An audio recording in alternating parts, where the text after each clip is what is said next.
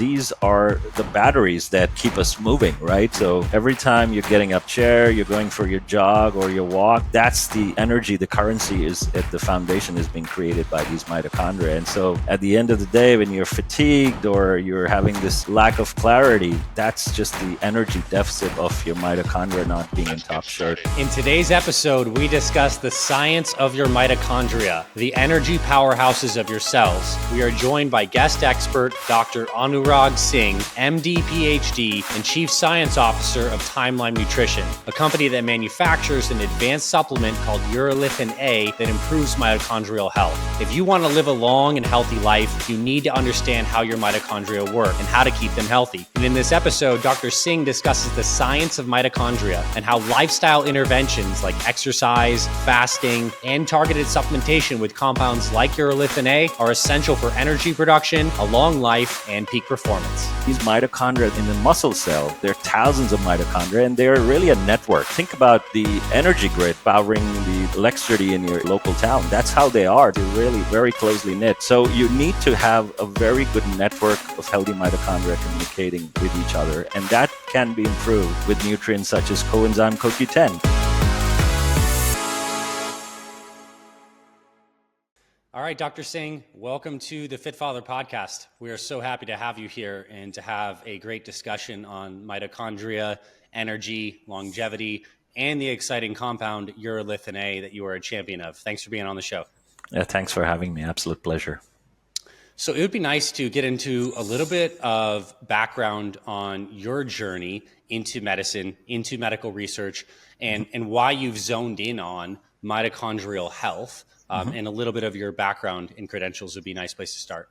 Sure. So I'm by training a internist. So I trained in internal medicine early on, initially in India in one of the top med schools, and then I moved to the U.S. to train further in sort of the space of allergy and immunology. So then I became a trained immunologist. Ended up also doing a PhD in immunology, studying how immune system declines with aging. That was kind of my, foray. I was lucky to be mentored by really top MDs who, were like me, inspired me to kind of focus on the root cause of a lot of chronic diseases rather than the end game, which is the symptomatology. Is how most medicine is structured today, right? It's to treat the medicine, use medicines to treat the symptoms, but not really the foundation of the problem. And so that got me interested, and I was also lucky enough to be, when I was training in fellowship, I got introduced through a naturopathic doctor who was actually trying to get his PhD at the same time in the same lab into natural compounds. And I became fascinated by some of the immense health benefits these compounds had. That led to almost 20 years running clinical trials for big and small companies around the world, mostly in US and Switzerland for a long time. And I've spent a lot of time in researching aging. So I see myself more as a longevity expert, and every area, every organ system that I studied, whether it's the immune system or the skeletal muscle system during the aging, all roads kind of always hinted to mitochondrial biology being impacted. And so that got me interested in looking at natural compounds that would, boost, re-energize the mitochondria that decline during aging. Phenomenal. Great breadth of experience, and it's so cool how it's led you deeper into the fundamentals of the mitochondria. And that's actually where I want to start. I want everyone who is listening to this podcast today to leave here with a deeper understanding of how their cells produce energy, how those pathways break down as we age, and how actually restoring those pathways through lifestyle interventions and targeted supplementation is actually the key to living a long life. And please allow me to set the stage for a second and then expand on it. Sure, absolutely. Life on our planet, like these cells that make up anything, a human body, a plant, we ultimately know we're producing ATP, cellular energy is what's occurring. And there's many different ways to do that, but at least with the human cell, eukaryotic cell, we seem to have in some span of evolution engulfed a bacteria. called a mitochondria and developed a symbiotic relationship with it, where we eat and we do the foraging as a larger creature, and ultimately it all ends up in our cells, and these mitochondria, these little bacteria that we have a symbiotic relationship with, and now one that is so deep, I mean, coded into our genetics, are what produce energy for us. So we eat food, end product of that metabolism when things are functioning optimally is in the mitochondria. Can you speak on that and expand on that, if that feels like a fair Yeah, enough?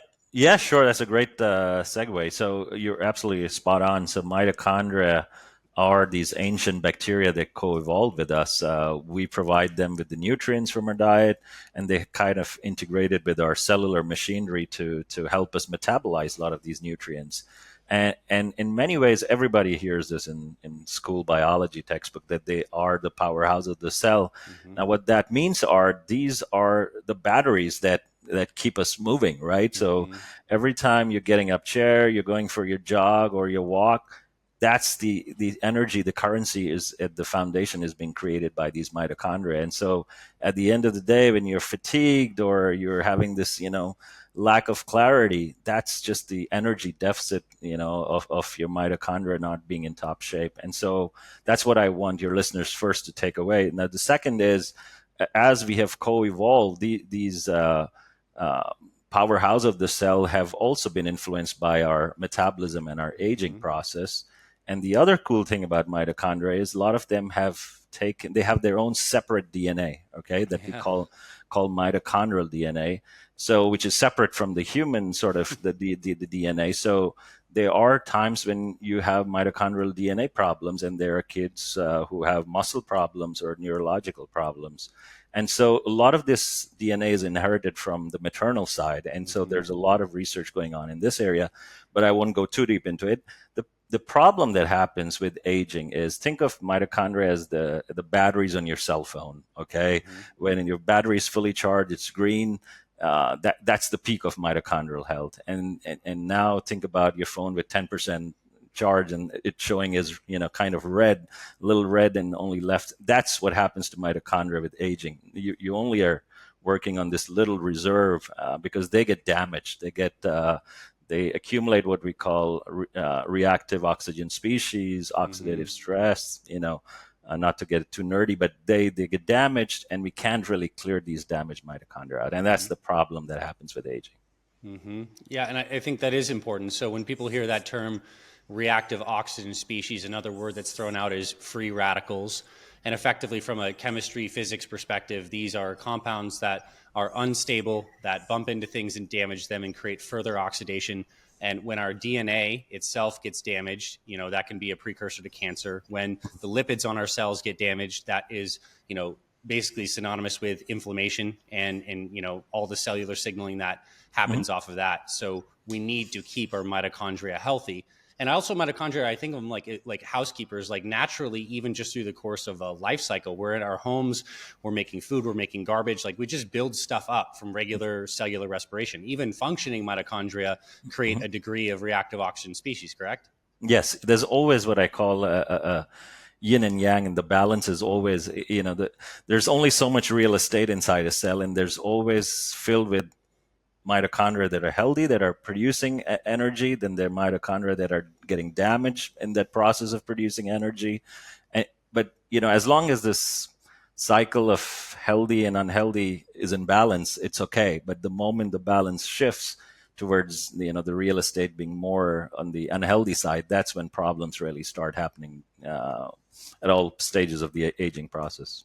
And I can see that, like the modern human living today, high stress lifestyle, always in sympathetic, which has a damaging effect on the body on many levels. Hmm. Inflammatory foods that are Hmm. also harming gut health and Hmm. allowing leakiness and proteins in the thing, and not enough exercise to stimulate the mitochondria. So it's Yes. like a whole concert of no wonder we're feeling stressed and fatigued and all these things. And so the root of it, with all healthy lifestyle interventions, good nutrition, adequate sleep, hydration, exercise, actually helps those mitochondria get stronger and better. So I've heard in some of your other talks that you talk about a couple different things you can do to boost the mitochondria. One, Hmm. you can trigger biogenesis, new mitochondria. Hmm. Two, you can increase the efficiency of your existing mitochondria using specific supplements. And three, you can trigger the mitochondria to basically get digested and recreated as new ones. Like Mhm. mitophagy is the technical term. I'd love to spend some time going through those subtly different aspects of how we can trade our mitochondria. And then if you can, as we go, Mhm. talk about some of the lifestyle interventions that people are aware of, and now they'll have Yeah. an understanding of how that fits into this architecture of mitochondrial health. Sure. Yeah. So let's go through these three pathways of mitochondrial, let's say, health that are absolutely key or critical to how we function, how we metabolize energy. One, you mentioned something called biogenesis. Now, that really means creation of newer healthy mitochondria. Okay. And they are very effective strategies to help us create in our cells newer healthy mitochondria. They're nutrients like NAD boosters. Typical ones are nicotinamide ribosides, which is basically a precursor of vitamin B3. There are things from the skin of grapes, a compound called resveratrol. All these are well known, and they're markers we can look in, let's say, blood cells. If we see more of a marker called PGC1 alpha, that just means it's a signal that's a marker to that you have more biogenesis. The second vertical is something we call, the mitochondrial efficiency pathway, which is basically more of fission and fusion. Now, these mitochondria don't exist. If you look at a very high resolution electron microscopy picture inside a cell, these mitochondria in the muscle cell, for example, there are thousands of mitochondria, and they're really a network. Think about the energy grid, powering the electricity in your local town. That's how they are. They're really very closely knit. So you need to have a very good network of healthy mitochondria communicating, with each other, and that can be improved with nutrients such as coenzyme CoQ10. Now, this is a molecule actually made inside the mitochondria, which is essential for the transport of energy through the mitochondria. And there are things like creatine, L-carnitine that also do this. The third, which I believe is also very critical, is a pathway called mitophagy. Now, what is mitophagy? It's essentially autophagy targeted to the mitochondria. Autophagy means self-renewal, self-eating behavior. When cells are stressed, you talked about, this stress through various ways, our sedentary habits, our diets, all these things kind of damage cells, and the cells will say, put out these eat me signals.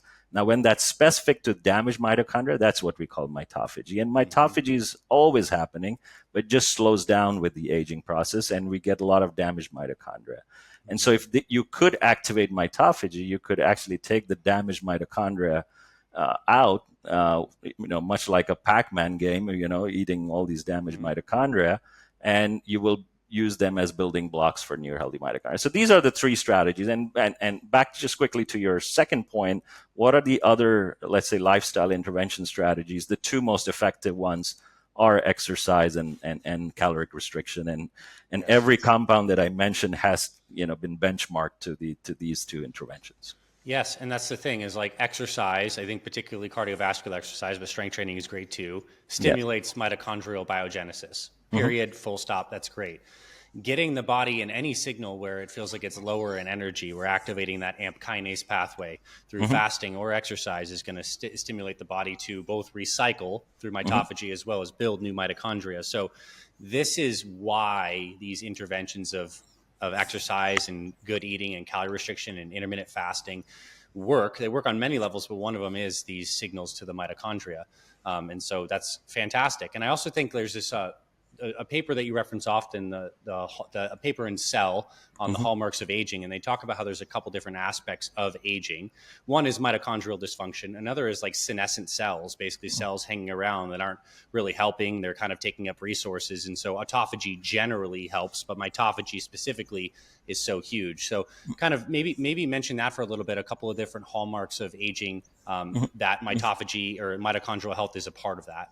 Yeah, sure. So, these were initially described as 9 key biological hallmarks of aging, and they don't exist in isolation. They're almost like a circuit board, right? Yeah. If one goes down, it affects the other, kind of. And you mentioned it. There's mitochondrial dysfunction, I believe, is really the centerpiece, kind of the central traffic light that is linking all these pathways flowing in the cellular machinery. Then there's cellular senescence, so basically your cells become more fatigued, more zombie cell like. Then there is stem cell exhaustion, Hmm. similarly tied to cellular senescence. There, your body or your cells have this small portion of cells that are always self-renewal, kind of have a very high potential. They kind of decline with aging. Chronic inflammation, I believe this is a very underappreciated biological Yes. pathway that links, again, much like mitochondrial dysfunction, a lot of these hallmarks of aging. And then the other key ones are problems with macroautophagy. So mitophagy and Mhm. autophagy slows down. And the last one is gut dysbiosis. So somehow all these link, and I believe the two main central themes are the mitochondrial dysfunction and chronic inflammation. Right. And then I think to extrapolate that another layer, I think then it's like for chronic inflammation, I mean, today's day and age, by and large, it's the foods that people are eating. We're eating inflammatory foods that are damaging the GI tract. For Absolutely. example, like glyphosate, the Roundup sprayed, it is an antibacterial. It disrupts the shikimate pathway, which affects your gut microbiome, which when that's all screwed up, all the inflammation is going to happen upstream from what happens in the digestive tract, or at least a lot of it. Hmm. And I think it actually disrupts the mitochondria too, along with some other antibiotics. And I'm not like anti-antibiotic ever, but we've clearly created problems with our modern lifestyle that's making inflammation a very common experience for people. And these things directly impact mitochondrial health. So it's all so tied. Absolutely. I mean, I got interested in mitochondria because I was looking at metabolic syndrome in older adults a lot, and everybody was in statins. And believe it or not, a majority of these folks, and statins are wonderful drugs, but a side effect of them is mitochondrial dysfunction. So in the skeletal muscle, and a lot of people come with muscle cramps and all these problems, but it's really down to the mitochondrial toxicity of statins. Yeah, that's a very unfortunate and brutal side effect. But it's I guess it's part of that current strategy. I think it's a good time to talk about Urolithin A, and I'd love to do it. This is the compound that you're a champion for, and Timeline Nutrition. You guys produce the purest and most clinically backed version of Urolithin A that people can take as a supplement on a daily basis to Mhm. stimulate this mitophagy response. And I want to get into some of the studies in a second, but I think it's important first to talk about the digestive health and how urolithin A is naturally formed, Mhm. in ideal circumstances, so people can understand prebiotics, postbiotics, and how urolithin A fits into this whole picture. Sure.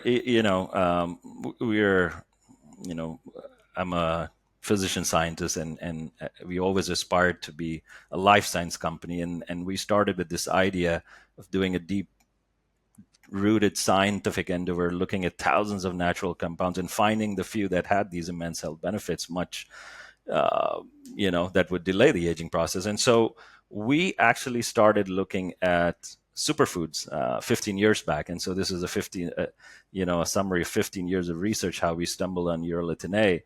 Now, what we found was it was not, and we focused in on pomegranates, and we found that Mm-hmm. the pomegranates have a lot of antioxidants or polyphenols, as scientists would call them, Mm-hmm. in the peel of the skin. So the white stuff, the good, not the shiny arrows, but the white stuff is very rich in a class of antioxidants called allegitannins.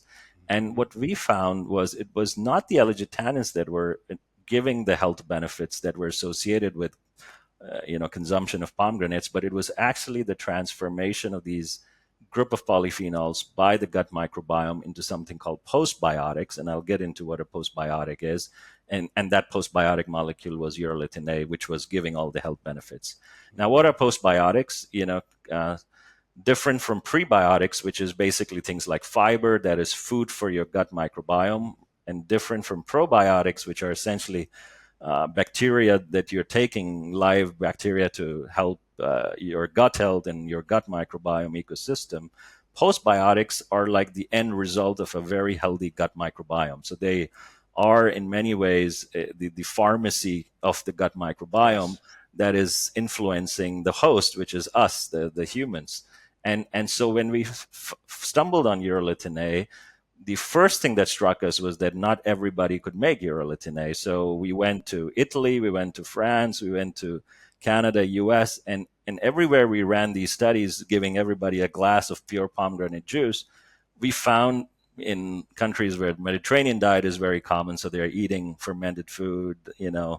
taking everything, it was about 30-40%. In Wow. countries where, so Italy, France, 30 to 40% natural, albeit in different levels. So some would have it in what I call therapeutic ranges, some would have it in very low circulation that would not give you a health benefit.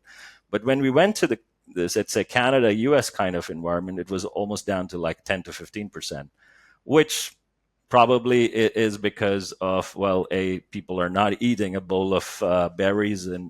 and a glass of pomegranate, but to a certain extent is because of the inflammation with the dietary and lifestyle choices, that also induces gut dysbiosis. So then we said, okay, this is almost like a new vitamin or a new nutrient that has and we started seeing its effects on mitophagy, which we discussed in the past, and it was kind of a molecule that kept across species having these immense health benefits, and we can talk about it. Yeah. Well, that's fantastic, and I think that was a really good explainer of why gut health is important, so we can get these postbiotics. Urolithin A being a great one, and also I'll say this, and you can correct me if this statement is not true. This may not be true for everyone, but incorporating more foods that have precursors, allagitannins, so pomegranates, walnuts have some as well. I think maybe some teas may have some certain tannins, maybe not allagitannins, but feeding more of the food that the specific bacteria like to use for their own metabolism can probably increase your populations over time of those bacteria. Is that fair to say generally or not true? And what I'm saying, eating more pomegranates gives you a likelihood that you'll get more of the bacteria that could then make you the urolithin A. Yeah, and that's what kind of I was alluding to in geographies where there is a culture to eat fresh from the farm, like or fresh fruit. People eating a lot of pomegranates and red berries, which also are rich in elagitannins, and walnuts and pecans. These are the typical populations where we find a higher number, so about 30-40%. And so, yes, if you would take a lot of, let's say, if you're retraining or continuously feeding your gut and you're exposing yourself to the precursors, I do think there's a high chance you can probably end up making the molecule, albeit in different levels, because Mm-hmm. not all pomegranates have the same level of elagitannins as well. Yeah, that's true. And like I am actually a person who eats pomegranates like very seasonally, like wintertime. They're available in the grocery stores here in the USA. So Mhm. I buy them and I eat them like at least every other day. I have a bunch of them. Like what part of the pomegranate do you want to eat? Like when you open it up, is it actually just like the real white skin? Is it the dividing parts that divide it into sections? I mean, obviously the pomegranate seed itself is the fruit is feels good, but like what do you eat? Where is it concentrated? Every, you know, if you take that hard shell out, anything inside, you just grind it into a juice, and you'll get exposure to the precursors. Mm-hmm. Most of them is, anything white that is part of the pomegranate, not the red part, Mm-hmm. is the healthy stuff. So most people throw that white skin that kind of separates all the clusters of the arrows, as they call it, and that has that real good stuff. Cool. Okay, so now let's talk about the journey. Like, let's say that regardless if we're eating a pomegranate or we're taking a urolithin A supplement, it Mhm. gets absorbed into the body, and then what happens? Like, it's now in blood circulation. What's the journey that happens biochemically once we take urolithin A? So we've studied this a lot. We've studied it on a fasting state. We've studied it with food. This is a very, how do I say, it's a very robust molecule. So its absorption and kinetics of, let's say, showing up in circulation are very similar, irrespective of what time of the day you take it, whether you take it with diet, heavy breakfast or not, or heavy meal or not. And so what happens is once you absorb it, a lot of it will go through the gut circulation and get flushed out, and about 20% will get absorbed through the liver metabolism into your systemic circulation. And and what we see is almost about 6 to 8 hours is when, from the first time you take, so if you're taking the direct supplement, you'll see it almost 6 to 8 hours peeking into your blood and going to target organs where mitochondria are impacted by it. And if you're taking it through the juice, that you need to give yourself time for the gut microbiome to process and digest the L-glutatins, and then you see it more about 24 36 hours. So that's the journey of the molecule, whether you're taking it from nature or direct. So the whole idea of supplementation is majority of people can make it, or make it in small amounts. Can we short circuit and give a calibrated dose? Much like how you would approach vitamins and mineral supplementation. And so that's what we have done. So this will trigger mitochondria that are expressing surface proteins that they have some degree of damage or are ready to be recycled. It will just trigger and speed up that process. Is that what's happening? It's exactly what happens. So mitochondria that are damaged, essentially, there are a couple of pathways, but one is a protein called parkin, Yeah. that is really expressed in damaged mitochondria, and that's how. Even in when we do muscle biopsies and we look for the amount of damaged mitochondria, we do something called a parkin staining, and we can see the amount of parkin. It's also the protein that goes up in damaged neurons with aging, and that leads Yeah. to something called Parkinson disease, which is basically coming from the Yeah. mutation of the parkin protein. So Yeah. that's how this molecule knows which are damaged mitochondria that have this eat me signal. It hits them directly, and then kind of puts them in this recycling process. Got it. So is it interacting? Is urolithin A interacting with the Parkin surface protein like directly? Is it blocking, which I saw another in my research of this USB 30, which is another surface protein that kind of prevents mitophagy? Like, I don't know, we need to go down the rabbit hole too hard. This is more for my own personal indulgence because I know you know the answers to this, but like, how's it happening basically? Yeah, so there's something called ubiquitination that happens once all the mitochondria that have the parkin protein. Once that gets triggered, it stimulates a whole cascade of signaling pathways called ubiquitination. And these are the proteins that you were mentioning, USB 30, etc., that get triggered. So a lot of pharmaceutical companies are now getting interested in the Parkinson space, Mm-hmm. that are trying to now target these damaged mitochondria. But hey, you have natural nutrients that can do the job. So Cool. All right, so let's talk about some of the studies because I think the unique thing about your supplement versus many other ones is you literally have clinical studies to show mhm, efficacy. I'd love to hear about a couple of those. sure. Duration. What the studies found and in the magnitude of effect that they found as well. Sure. Yeah. So the first studies we did were in 2018-19. The first study we published, actually. So the real first study was done in different preclinical models. This is the Nature Medicine paper in 2016 that showed that compared to life extension compounds like metformin, or rapamycin, this was as good as almost like caloric restriction. It was increasing the lifespan of smaller species like what we call worms by about 40 to 50%. Then we moved to rodent trials, putting it in the diet of older animals, and they had about a 40% more aerobic endurance, 10% more muscle strength. What was the concentration, milligrams per kg, of those studies generally? Yeah, so these are in the range of 50 to 150 milligrams per kilogram in rodent models. That translates into about fivefold higher when you translate it into human. So we started with doses of 250 milligram in the first human randomized trials. These were all placebo-controlled trials. And essentially, we took a cohort of sedentary older adults because we knew older adults who are sedentary will have some level of mitochondrial dysfunction. And after about a month, we started seeing at doses of 500 milligram and above a very nice dose response of really mitochondrial rejuvenation in organs like skeletal muscle and even the blood cells. And so that was the first study. We compared it to also, for example, exercise, and we saw similar molecular signature that exercise was this molecule was inducing almost an exercise-like effect on mitochondria. Then we went and did two more studies in middle-aged adults, about 50, 55, 60 years old, and the age range was about 40 to 64. This was a longer 4-month trial where people didn't change their diet, they didn't change their physical activity. This was a bit overweight, sedentary population.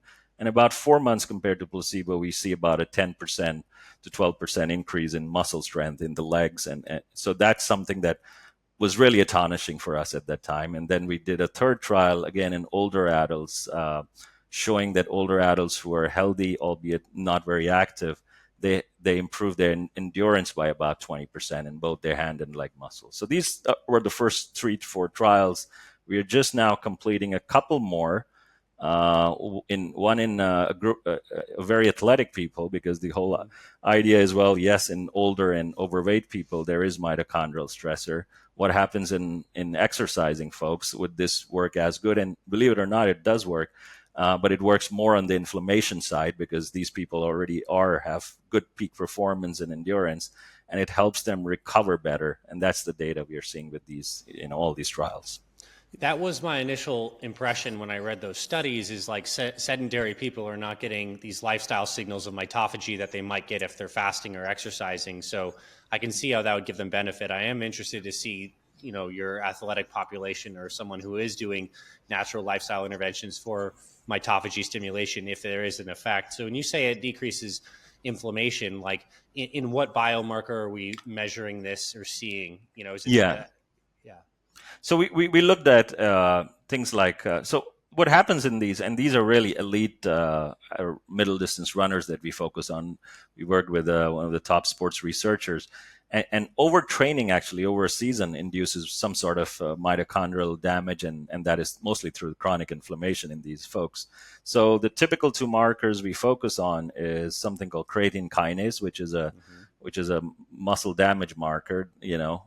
As with overtraining, these people have a lot of creatine kinase increasing in their blood, and you can see if you can blunt that response. The second key one, which is an inflammation marker, is something called C-reactive protein, which is basically a marker for whole body inflammation. So we see these 2 markers being dampened. There's actually a new study that just came out, independent of us, using these investigators took our product and did an investigator-led study in weightlifters. It just came out like a couple of weeks back, and they see similar benefits in younger weightlifters, that it helps them boost their strength and oxidative stress and inflammation. What was the general effect size of that weightlifting study? So they see about a 7 to 8% increase in strength and about a 10% improvement in endurance. And then they see a blunting of both CRP, which is the inflammation marker, and oxidative stress. Now, I think the sample size was about 10 to 15 weightlifters in the Urolithin A group and 10 to 15 in the placebo.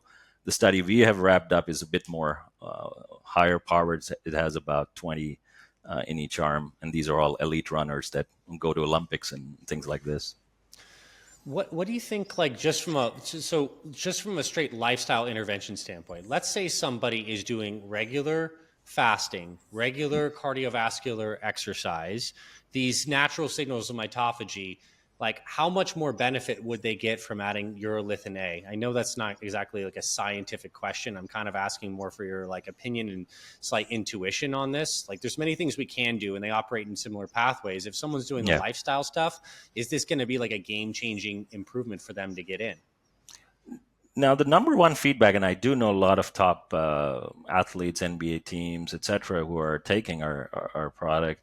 The number one feedback is how quickly people can recover. So just, they feel better. They feel less inflamed. They feel less muscle soreness. And we have these scales in all these studies we do with athletes called ratings of perceived exertion. Yeah. They feel just less tired at the end of a 5-kilometer race, if you're a middle distance runner. So there's just a bit more fuel left in the tank and you recover better. That's the top 2 things. The third thing I've heard, and this is something that's giving me ideas to run another trial, is that they see impacts on things like VO2, peak VO2 and heart rate variability, in the right direction. So, these are good digital kind of health markers we can employ. Cool. And what dose do you take urolithin A at? And I'm assuming based on this that you're taking it on a daily basis. Yes, I have. I always say I'm customer number 1. So I've been on it for 4 years. 500 milligram, I believe, is the foundational dose. So that's the dose which, if you're doing all the things right, as you mentioned, if you're eating well, if you're exercising right, that's the dose you need, because you need to keep your cellular health. To me, is like the foundation that you don't see, right, of your house. And so that's kind of what nourishes good cellular health. Now, there are days where I feel a little less in the tank, or if I go have jet lag, if I'm, shuttling travel between US and Switzerland where I live. That's the day I up the, for a few weeks, I up the dose to a gram. And that's, and then I go back to maintenance dose of 500. That's kind Hmm. of how I take it. Great. Do you take any other supplements like creatine or molecular hydrogen or any of these other things to support mitochondrial health? Yeah, I really like creatine. I think it's a great nutrient, and with a lot of good clinical data for strength, and just not for muscle, but there's also a lot of cool data for cognitive health on Hmm. creatine. I take vitamin D just because I'm always low in vitamin D, Yeah, and that's probably one of my favorites. And omega three, I think the data on omega three is is, for is sure. also is also very good. So these would probably be magnesium would be something that I want to take, but I think integrate. I hear you But on I'm that. yeah always trying to find the right magnesium supplement. Those are great staples for sure. Um, Now, I hear a lot of like, and you mentioned this before about Yeah. rapamycin, which is a drug that works in similar pathways, blocks mTOR, can I think stimulate mitophagy as well. That's part of its mechanism of action. Like again, how does urolithin A, compare to someone who's really serious about longevity and might want to take low dose rapamycin? Are they complementary? Are they basically working on the same pathways? Do you have a preference of one over the other? Probably urolithin A. So rapamycin is a great molecule. I think it's very well uh, characterized as an mTOR inhibitor. I think urolithin A is more ubiquitous. It does hit a few key targets, involved in the aging process, which probably allows it to hit a bit more of the spectrum of the different pathways or hallmarks we talked about. The one area where I think it really stands out is rapamycin is an immune suppressor. It has been used as an immune suppressor for a lot of transplant and things like graft versus host, diseases, etc. Um, that's where I don't. So we've just finished a trial with the Buck Institute of Aging with Professor Eric Verdun there. This is more of an immune modulator. So depending on the physiological stress in the body, it kind of tunes you out. So I see it more as hitting inflammation, chronic inflammation, and mitochondrial rejuvenation, both as a double-edged, solution. Rapamycin, I think, will not have this double effect that it will hit the mitochondria. It will. I don't think it will. And it may hit the immune system, but suppress it completely. Okay. That sounds good and very fair. Now, I suppose, kind of like to wrap this up, urolithin A is a part of a holistic approach to increasing mitochondrial health and consequently quality of life and lifespan.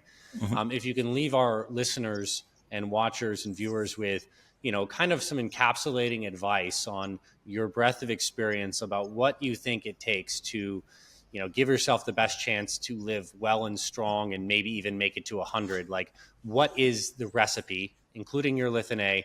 What would you share with people, like the take home messages and the things to focus on, the things that you believe? Mhm. If I asked you to write down on a sheet of paper the core things, these would be the core things.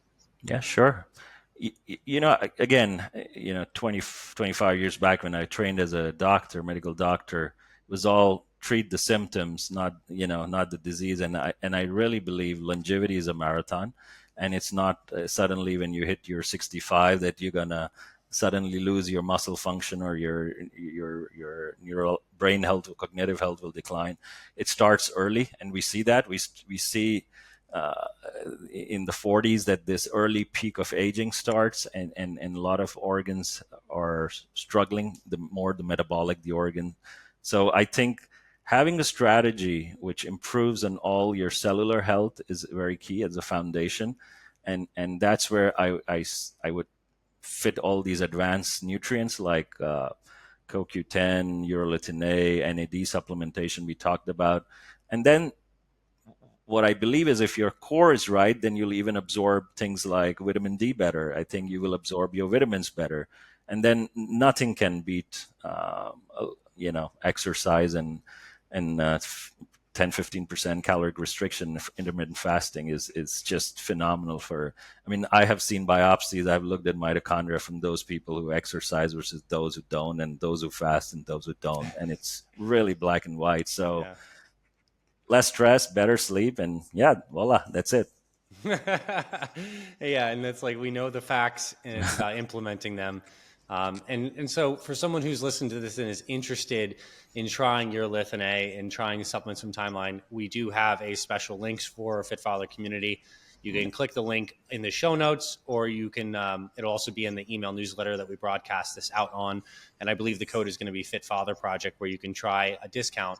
If someone wanted to try it, like how long would they need to take it to see if they were having better perceived benefit to exercise recovery, maybe seeing some strength gains? Like how long should they expect to take it as like a good starting dose to test it out? Sure. Yeah. I mean, this is, again, not a magic pill. Okay. I want to be absolutely clear about that. It does take time to have an impact on biology and cellular health, and that's about a month. But people really start feeling the effects around the 2-month time. So I think if you're getting into using it, give yourself a couple of months at least to see some of the benefits. Cool. Well, this was very informative. I want to thank you for the work you're doing. I mean, it's passionate, intelligent people like you that are bringing these beautiful nutraceutical compounds to the forefront.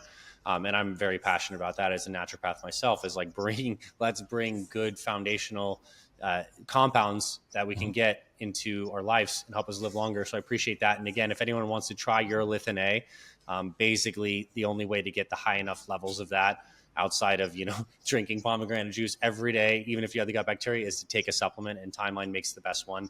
So you can go to their website. We have special links as well, and there's promo code FitFather Project for a discount. And Dr. Singh, thank you for your time today. Appreciate it so much, and the great products you're putting out into the world. Thanks for having me. I love the discussion. Thanks again. Thanks for listening to this week's episode of the Fit Father Project podcast. If you love what you heard, please rate and review our podcast on Apple Podcasts. It really helps spread this show to more men who need this valuable info. To watch full video episodes of this podcast and other motivational videos to inspire your training and more, visit our Fit Father Project YouTube channel. It's free, and everything's made for busy guys over 40 like you. Visit youtube.com/Fit Father Project to get access to our entire video library.